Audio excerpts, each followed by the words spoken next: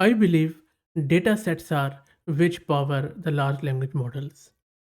Artificial intelligence without quality data is of no use.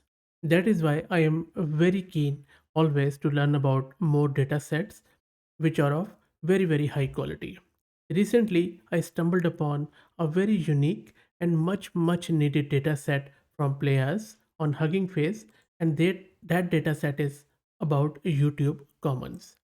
The reason why I am so excited about this data set is this, that it is not easy to produce this data set. So really hats off to players for creating this awesome data set. Let me also show you in the dataset viewer on Hugging Face as what exactly this data set looks like. This data set has a video ID, which is an auto-generated one, then the video link, the URL to the video, title of the video, text, the transcript of the video, and if I click on it, you can see that it goes on and on and on. How good is that?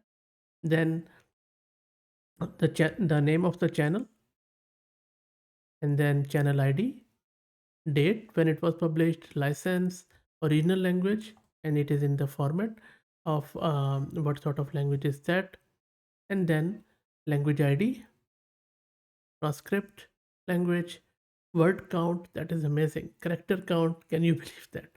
So this is a very comprehensive data set, and I'm more than sure if you are looking for a high quality data set on YouTube data for your own custom use case, this is amazing.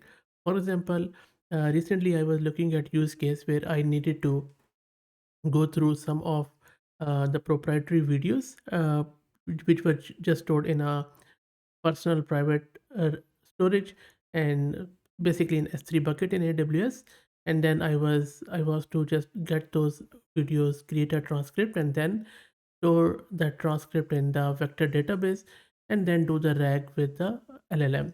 Now, if you combine that RAG with this data set through fine tuning, and there are a lot of other methods, just imagine that how good the quality of the model would be after fine tuning on this data set and with RAG, or even fine tune on my own data set. Amazing stuff. Now, um, some words about this data set. So this YouTube Commons data set is a collection of audio transcripts of lot of thousands and thousands of videos shared on YouTube under a CC BY license, which is quite a good license. The collection comprises of hundreds of thousands of original and automatically translated scripts from more than 400,000 individual channels. How good is that? In total, this represents nearly 30 billion words. Let it sink for a moment. All the videos were shared on YouTube with a CC BY license. The dataset provides all the necessary provenance information, including the title, link, channel name, and the upload data. The corpus is multilingual with the majority of English speaking content and 71% of original languages. Automated translations are provided for nearly all the videos in English, French, Spanish, German, Russian, Italian, and Dutch. This collection aims to expand the availability of conversational data for research in AI, computational social science, and digital humanities. Most of the available resources under free licenses are written text such as public domain works or open source articles. This text can be used for training models and republished with for reproducibility purposes. Now just imagine almost the whole world lives on YouTube. Either people watch it, or there are a lot and lot of content created in any language. Just imagine that when the model will be trained on this, its quality will be very high. The conversation, the understanding, the nuances, amazing stuff. So as I said that all the transcripts are part of video shared under a CC BY license, and every YouTube channel is fully credited here, which is great. While content under a free license can be lawfully reproduced in any setting, there is currently a debate over the legitimacy and proper ethical use of free content or pre-training large language models. Of course, I mean, if some corporate company goes in, create a model on the basis of this data, for example, my channel is there, then I mean, they will be earning money from my data, but what would I be getting? Or what would hundreds of thousands of other YouTube creators would be getting, or in fact, what YouTube or Google or Alphabet would be getting out of this?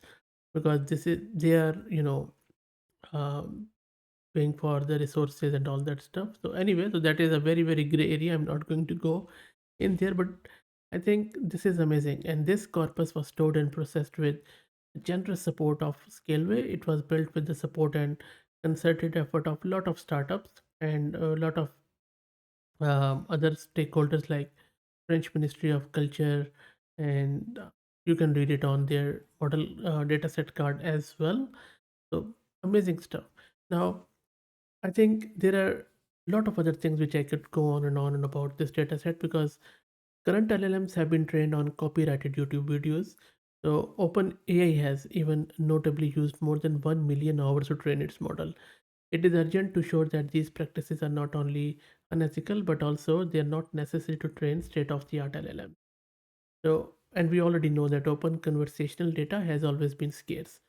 So that is why most of the LLMs they use synthetic data. But with this YouTube Commons, it is one of the largest available collection of transcribed oral text that facilitates the fine-tuning and alignment task for downstream use cases. So I guess that especially in European languages, as we just mentioned. So I think this is amazing. Now I don't think so that it is covering the whole YouTube videos, but still quite a lot of chunk. And I'm more than sure a lot of other stakeholders are going to take the cue and then follow this amazing contribution to LLM ecosystem. That's it, guys. Let me know your thoughts on it. If you're aware of any similar data sets, please let me know. Always keen to learn more about good data sets. If you like the content, please consider subscribing to the channel. And if you're already subscribed, then please share it among your network as it helps a lot. Thanks for watching.